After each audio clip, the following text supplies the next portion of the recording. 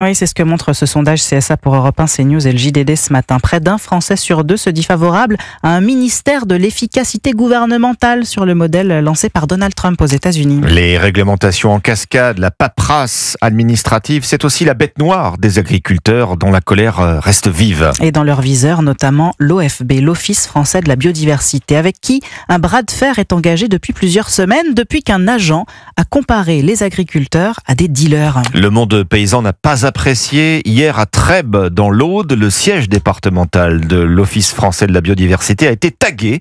On pouvait lire de la part des dealers. Et oui, les relations sont plus que tendues. D'ailleurs, ce n'est pas nouveau. Les agriculteurs accusent les agents de l'OFB de pratiques abusives et dangereuses.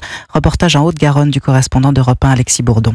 Je me sens menacé quand on arrive avec une arme sur moi, c'est logique. Depuis son étable où ses veaux passent une partie de l'hiver, Maxime Rowe redoute les contrôles de l'Office français de la biodiversité.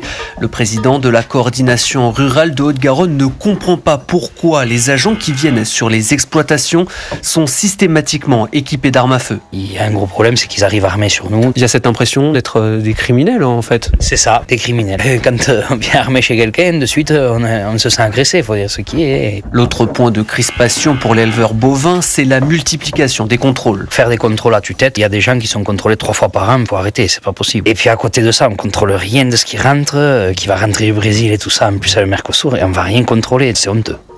De son côté, l'OFB contredit la thèse des contrôles nombreux et abusifs. Selon l'établissement public, 9% des fermes sont inspectées par an et seul 1% des exploitations sont examinées plusieurs fois. En Haute-Garonne, Alexis Bourdon, Europe 1. Les syndicats agricoles